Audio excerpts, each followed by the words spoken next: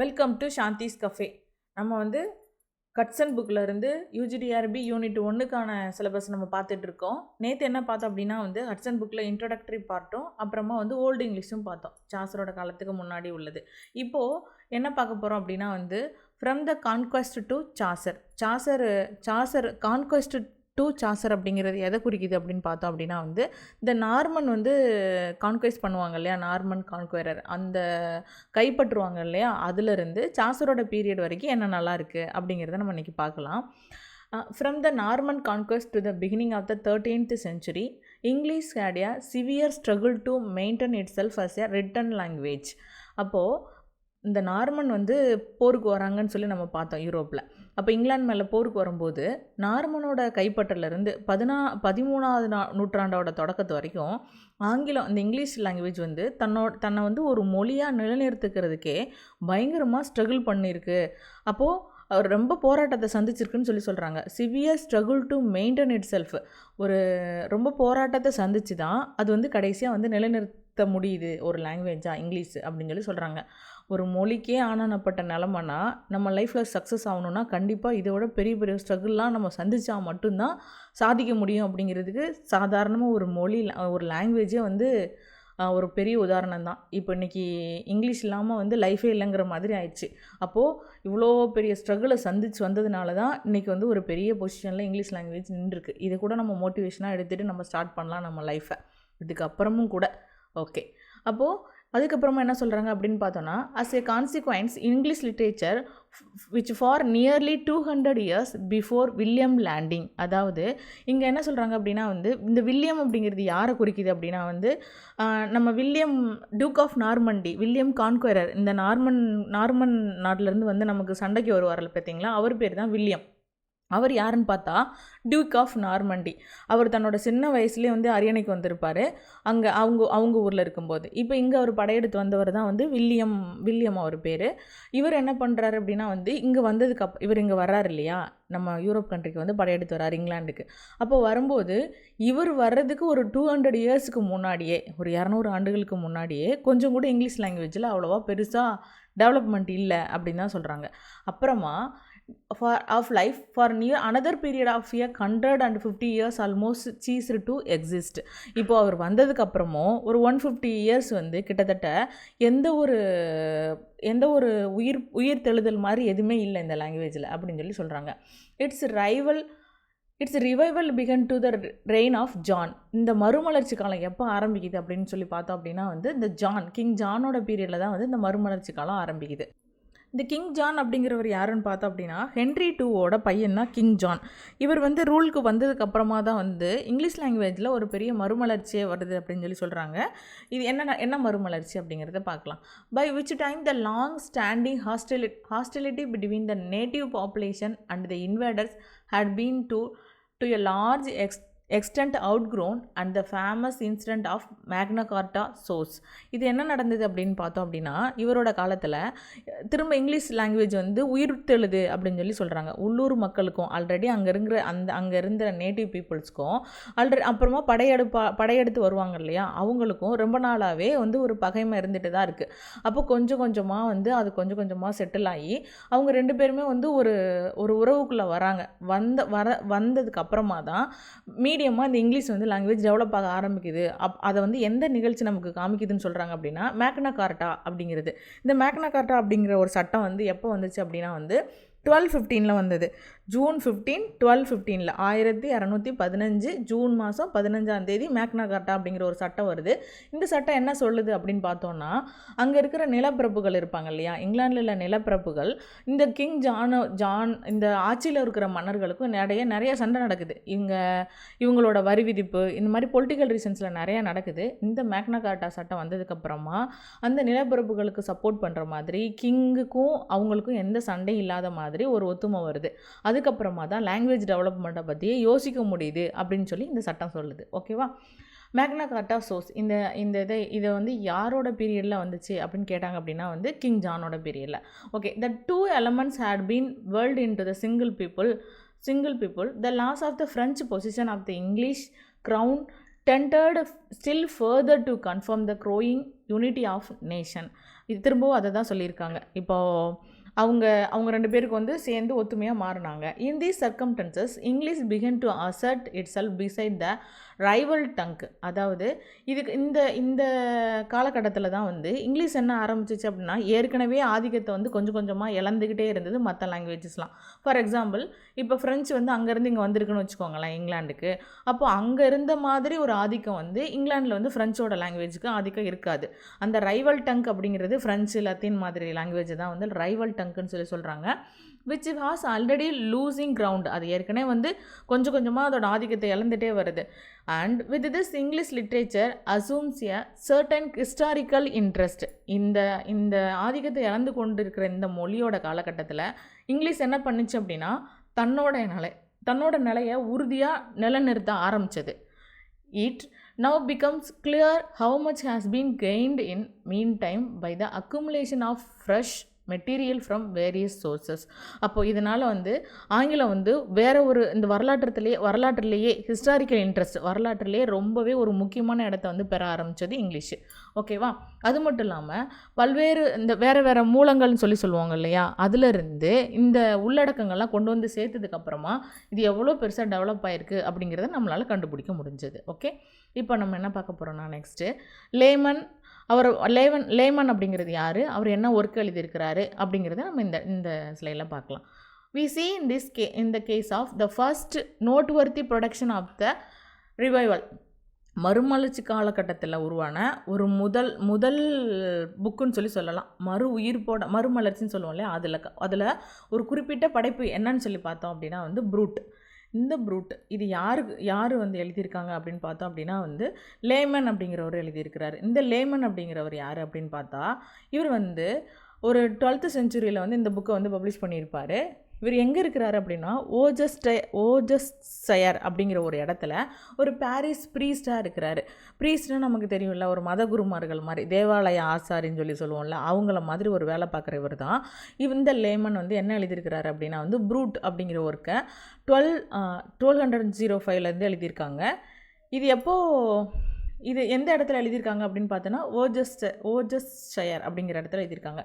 This enormous poem of some 30,000 lines contain the legendary history of ancient Britain, begins with the Aeneas, whose descendant Brutus was the supposed ancestor of the British people, ending with the Cadwallader அப்படிங்கிற இடத்துல அவர் வரைக்கும், the last of the native kings and including by the way among innumerable episodes.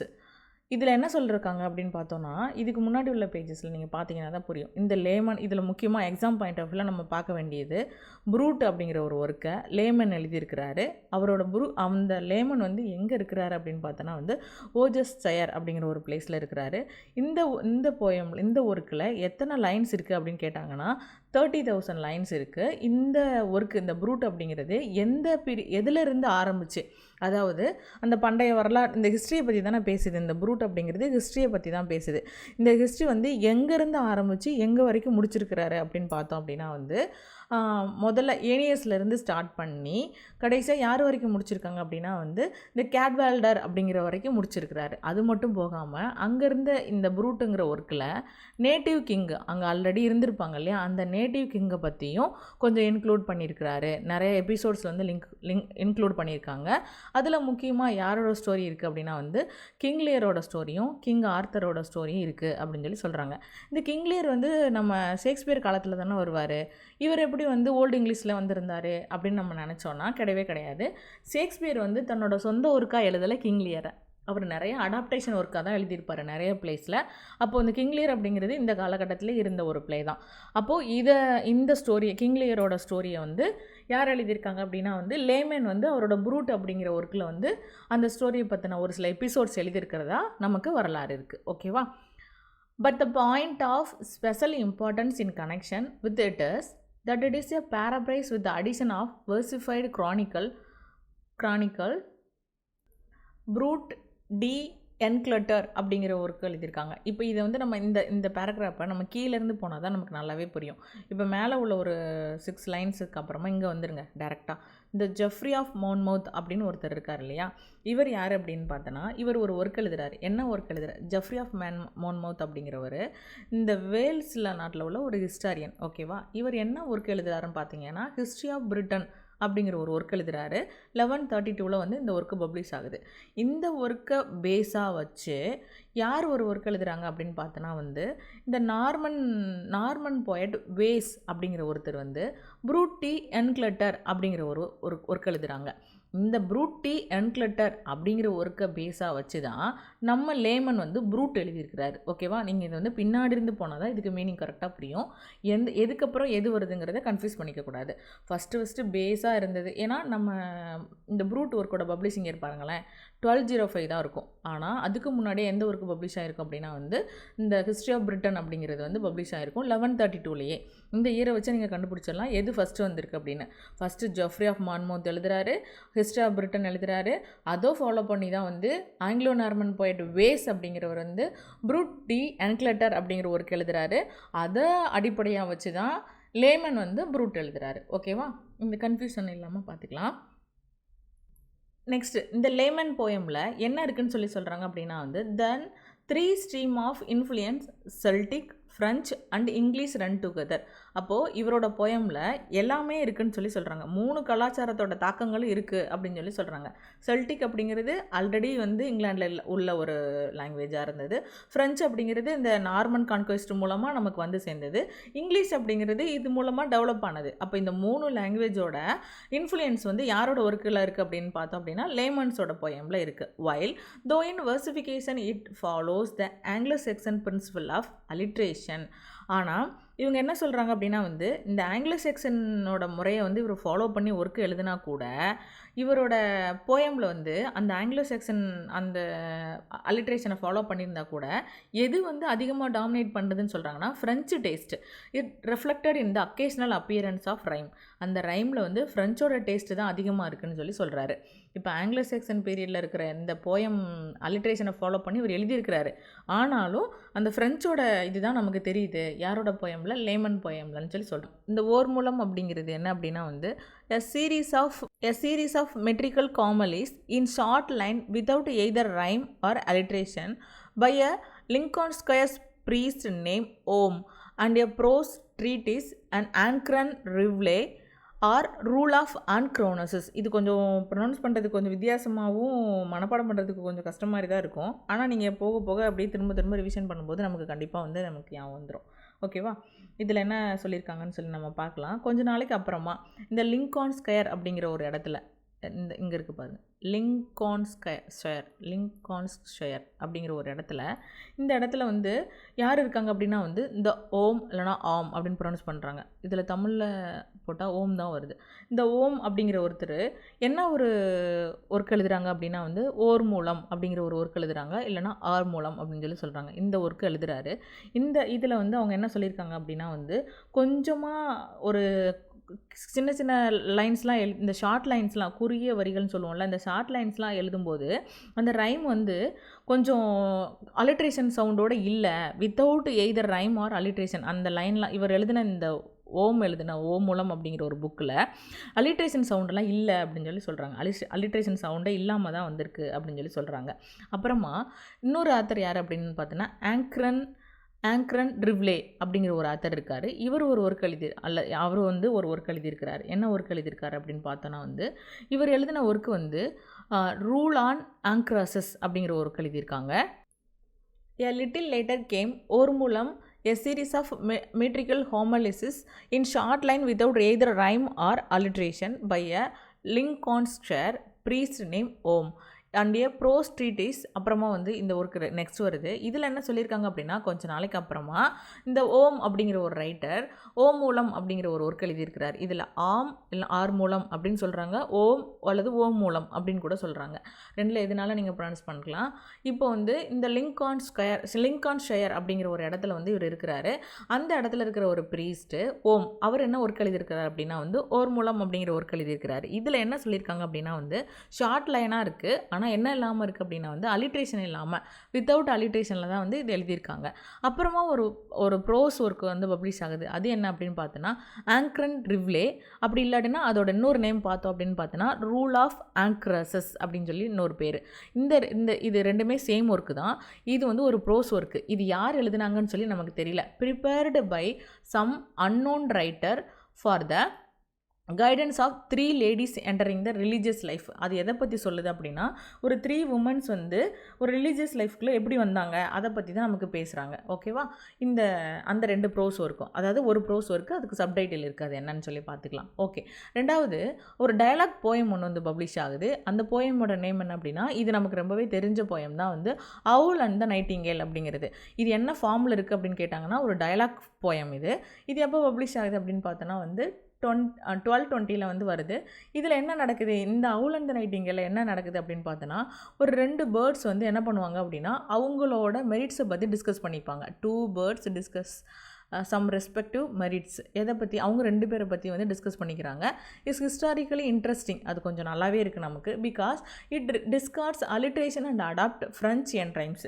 இதில் இன்னொரு question கேட்கலாம். இந்த அவுல் and the Nightingale அப்படிங்கிறது எந்த ரைமில் வந்து முடியுது அப்படின்னு சொல்லி கொஸ்டின் கேட்டாங்க அப்படின்னா வந்து அது ஃப்ரெஞ்சு ரைமை பயன்படுத்தியிருக்காங்க. அதனால தான் கண்டிப்பாக இது ரொம்பவே இம்பார்ட்டன்ட். ஹிஸ்டாரிக்கலி இன்ட்ரெஸ்டிங் அப்படின்னா வந்து வரலாற்றில் இது கொஞ்சம் முக்கியமானது தான். ஏன்னா வந்து ஃப்ரெஞ்சு என் ரைம் வந்து அடாப்ட் பண்ணியிருக்காங்க. ஓகேவா? This is only other piece of native 13th century literature which calls for mention. அதாவது இந்த 13வது நூற்றாண்டில் உள்ள, இப்போ இதுக்கு முன்னாடி வந்த போயம்ஸ்லாம் ப்ரோஸ் ஒர்க்கெல்லாம் பார்த்தோம் அப்படின்னா இந்த ப்ரூட், லேமன் எழுதின ப்ரூட் வந்து நேஷ்னல் பீப்புளை கொஞ்சம் ஆட் பண்ணியிருப்பாங்க, நேஷ்னல் ஸ்டோரிஸை வந்து கொஞ்சம் ஆட் பண்ணியிருப்பாருன்னு சொல்லி பார்த்தோம் லேமனோட ப்ரூட்டில். அதே மாதிரி 13வது நூற்றாண்டில் உள்ள அந்த நேட்டிவில் உள்ள ஒரு சில விஷயங்களை வந்து இந்த அவுல் இந்த நைட்டிங்கேல வந்து ஆட் பண்ணியிருக்காங்க. அதனால் இது கொஞ்சம் மென்ஷன் பண்ணப்பட்ட போயம். இது வந்து உள்ளூர் இலக்கிய படைப்புன்னு சொல்லுவோம்ல, அந்த வகையில் இது வரும்னு சொல்லியிருக்காங்க. ஓகேவா?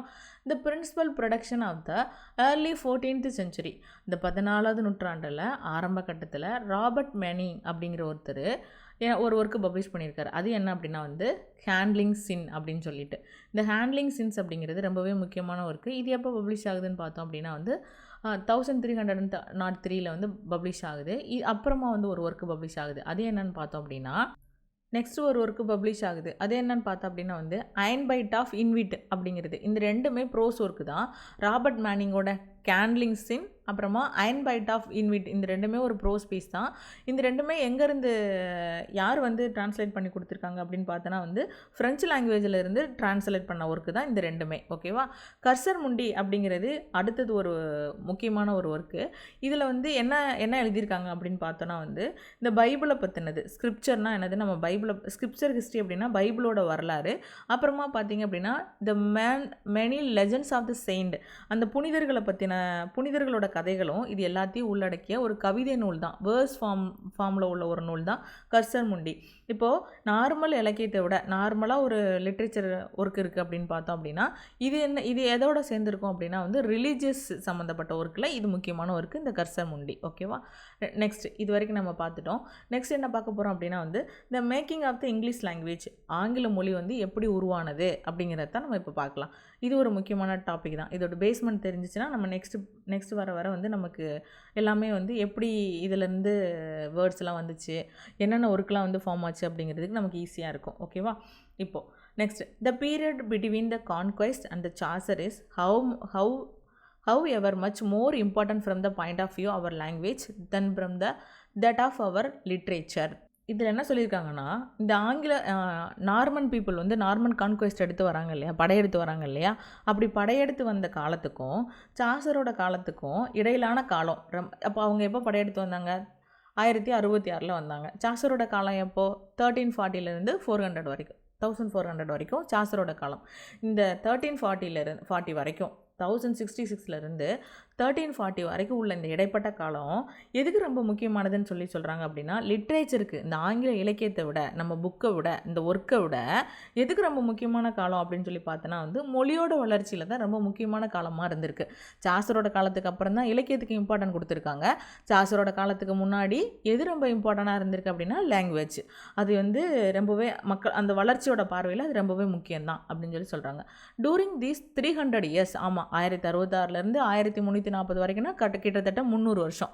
அப்போது touring these 300 years, while little was being produced in prose or verse in any intrinsic value, modern English was gradually evolving out of the conflict of opposing tongues and assuming national rank as the speech of whole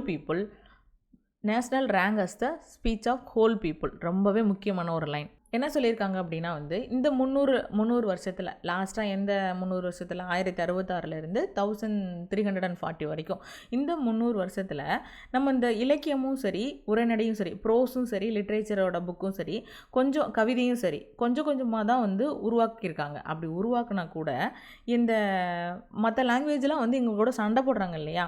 மற்ற லாங்குவேஜ்னு எதுன்னு சொல்கிறோம், இந்த French, Latin, இவங்கெல்லாம் வந்து மோதலுக்கு வருது English கூட. ஆனால் அவங்க எல்லாத்தையும் தாண்டி கொஞ்சம் கொஞ்சமாக எது வந்து மாடர்ன் இங்கிலீஷ் வந்து டெவலப்மெண்ட் ஆயிருக்கு அப்படின்னு சொல்கிறாங்க. Modern English was gradually evolving out of the conflict of opposing tongue and assuming national rank as the speech of the whole people. இந்த வளர்ந்து வர்ற இந்த நவீன ஆங்கிலம் மெதுவாக உருவாகி அந்த மற்ற எல்லா லாங்குவேஜ் அப்போசிங் டங்க் மற்ற எதிரில் உள்ள எல்லா மொழியை விட நல்லா வந்து ஸ்ட்ராங்கான ஒரு இடத்துக்கு வந்து கடைசியில் என்ன மொழியாக வந்து வர ஆரம்பிச்சிச்சு அப்படின்னா வந்து நேஷ்னல் ரேங்க் அப்படிங்கிற ஒரு லெவலுக்கு வந்து வந்துருச்சு இந்த இங்கிலீஷ் லாங்குவேஜ் அப்படின்னு சொல்கிறாங்க. தேசிய அந்தஸ்தை வந்து பெற்றுருச்சு அப்படின்னு சொல்ல வராங்க. ஓகேவா? Next, the trace the stages of this evolution does not of course fall within the scope of primer of literary history.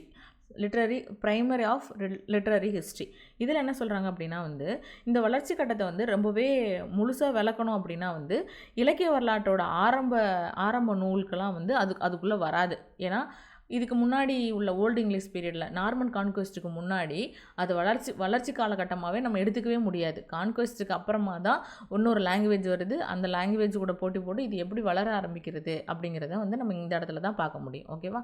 It is enough for us to note that final product of it was mixed a compound language. இது நமக்கு நல்லாவே தெரியும். English வந்து நமக்கு வந்து ஒரு புது லாங்குவேஜ்னு சொன்னால் கூட அது என்னென்ன லாங்குவேஜோட காம்பவுண்டு நமக்கு நல்லாவே தெரியும். எந்தெந்த லாங்குவேஜ், ஆங்கிலோ சாக்சன், அப்புறமா நார்மன் ஃப்ரெஞ்சு, இந்த ரெண்டும் மிக்ஸ் பண்ணி வந்த லாங்குவேஜ் தான் வந்து நமக்கு இங்கிலீஷ்னு சொல்லி நமக்கு வந்து புரியும் இல்லையா? ஏன்னா அங்கேருந்து வந்த நார்மன் கான்குவெஸ்ட் வந்து ஃப்ரெஞ்சு லாங்குவேஜ் கொண்டு வந்திருந்தாங்க. ஆல்ரெடி இங்கேருந்து ஆங்கிலோ சாக்சன் ரெண்டுமே மிக்ஸ் பண்ணி ஒரு லாங்குவேஜ் உருவானது. அதுதான் இங்கிலீஷ்னு நமக்கு தெரியும். ஓகே, காம்பவுண்ட் லாங்குவேஜ்னு சொல்கிறாங்க. The grammatical structure and vocabulary of which alike were the result of Norman French influences acting upon a old Anglo Saxon material. ஆமாம், அந்த இலக்கணத்தோட அமைப்பு, அப்புறமா அதில் உள்ள வெக்கபுலரி, அது எல்லாமே அந்த சொற்கள் இது எல்லாமே மிக்ஸ் ஆகி தான் வந்திருக்கு. எதுலேருந்து மிக்ஸ் ஆகி வந்திருக்கு அப்படின்னா நார்மன் ஃப்ரெஞ்சு அப்புறமா ஆங்கிலோ சாக்சன் ரெண்டுலேருந்து மிக்ஸ் ஆகி வந்து தான் இது புதுசாக வந்திருக்கு இந்த இங்கிலீஷ் அப்படின்னு சொல்கிறாங்க. It was a new tongue which ultimately displaced that of the conquerors. இந்த புது மொழி என்ன சொல்கிறாங்க அப்படின்னா வந்து கடைசியாக ஆல்ரெடி யாரெல்லாம் கான்குவர் ஆகி, அதாவது நம்மளை கைப்பற்றினாங்களோ இங்கிலாண்டை, அவங்களோட மொழியவே டோட்டலாக சேஞ்ச் பண்ணி விட்டுருச்சு. ஏன்னா அவங்களும் நார்மன் ஃப்ரெஞ்சு அவங்களாலேயும் ஃப்ரெஞ்சு பேச முடியல, அப்புறமா வந்து அவங்களோட ஃபுல் அண்ட் ஃபுல் இங்கிலீஷ் பேசவும் முடியல. அப்போது ரெண்டு கலந்து ஒரு லாங்குவேஜை வந்து சேஞ்ச் பண்ணி விட்டுருச்சு இந்த இங்கிலீஷ்னு சொல்கிறாங்க.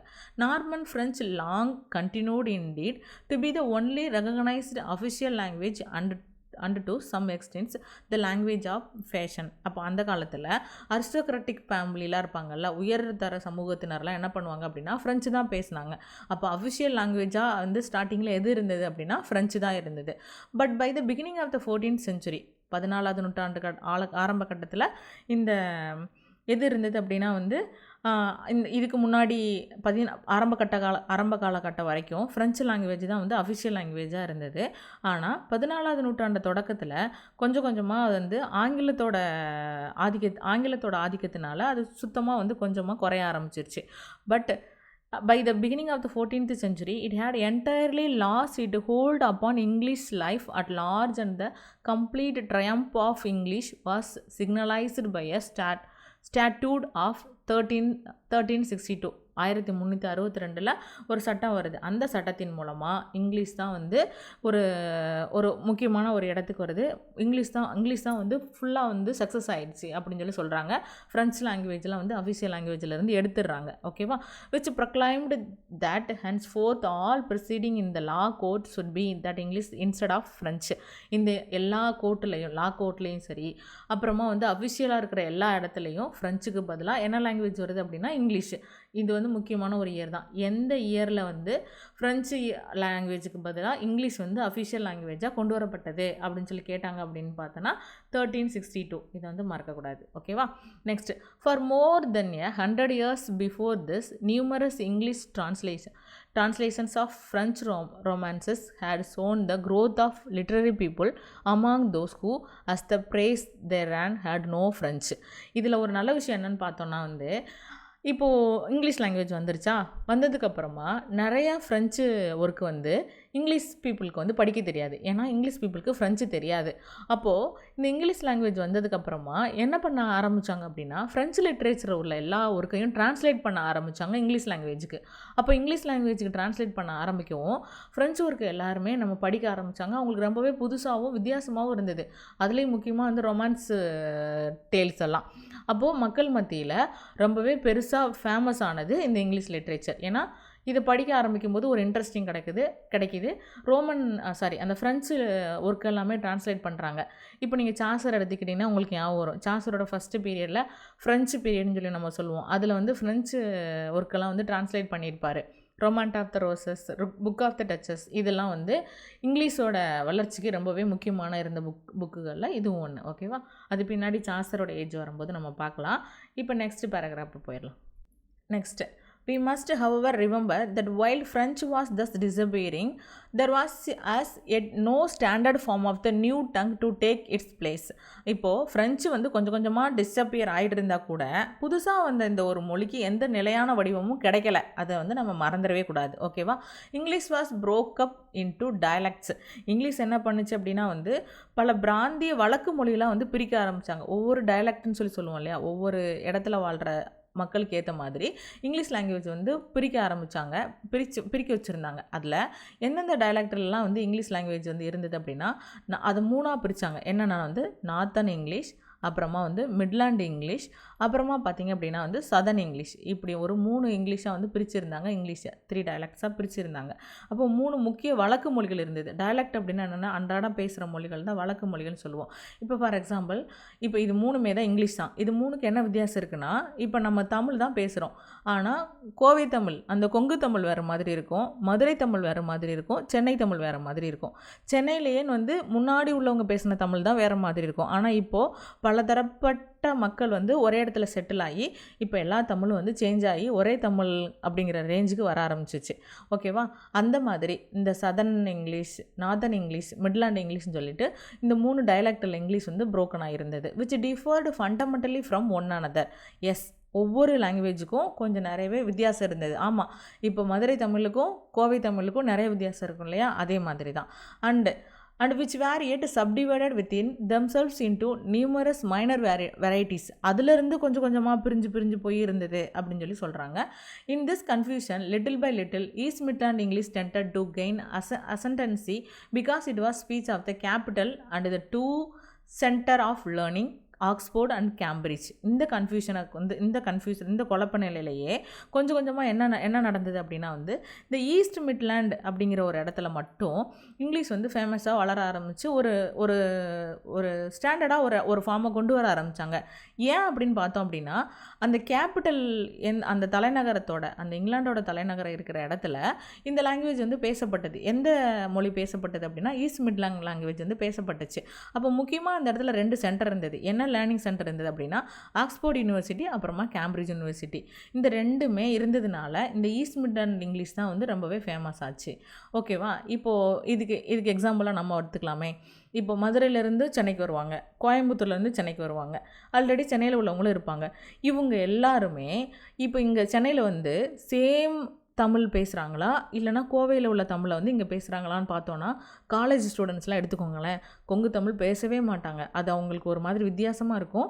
ஈவனாக எல்லாருக்கூடையும் நம்ம நார்மலாக தமிழ் பேசணுங்கிறதுக்காக அவங்களோட கலோக்கியல் லாங்குவேஜை சேஞ்ச் பண்ணி ஒரு டீசெண்டான ஒரு வித்தியாசமான ஒரு தமிழை தான் பேசுவாங்க.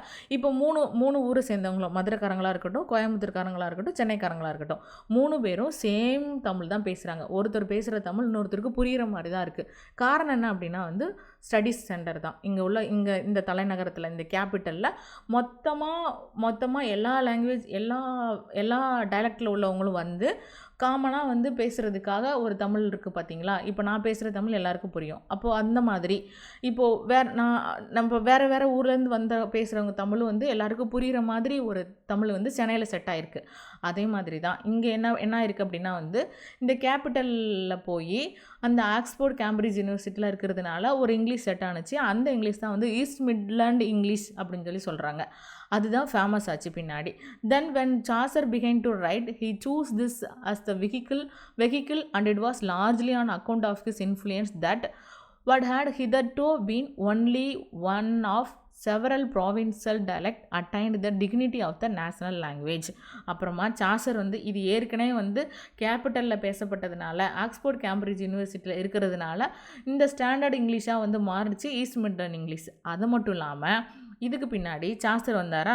சாசர் வந்து எழுத ஆரம்பித்ததுக்கப்புறமா தன்னோட ரிட்டன் லாங்குவேஜாக எதை சூஸ் பண்ணார் அப்படின்னா, நார்தன் இங்கிலீஷோ சதர்ன் இங்கிலீஷோ சூஸ் பண்ணலை. அவரும் East Midland dialect, East Midland இங்கிலீஷை தான் வந்து சூஸ் பண்ணார். அதனால் இந்த தாக்கத்தோட காரணத்தினால இந்த ஈஸ்ட் மிட்லாண்ட் டைலாக்ஸ், இந்த இங்கிலீஷ் வந்து என்னவா மாறிடுச்சு அப்படின்னா வந்து ஒரு தேசிய மொழி, த நேஷ்னல் லாங்குவேஜ் அப்படிங்கிற ஒரு அந்தஸ்தை வந்து எடுத்துக்கிச்சு இங்கிலீஷ் லாங்குவேஜ். ஓகேவா? இப்போது இதனால தான் இப்போ இவ்வளோ நாள் வந்து நம்ம பார்த்துருப்போம் இல்லையா, Chaucer is the national English poet அப்படின்னு சொல்லி நம்ம பார்த்துருப்போம். ஏன் சாசர் நேஷ்னல் இங்கிலீஷ் போயட் அப்படிங்கிறது நமக்கு இன்றைக்கி அதுக்கான மீனிங் என்னன்னு தெரிஞ்சிருக்கும் இல்லை? ஓகே, இது பாருங்கள். Chaucer the first of our really national English poet.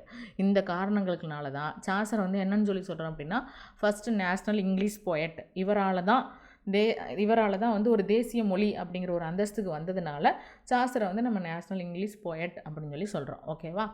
Next இதோட நம்ம முடிக்கிறோம்.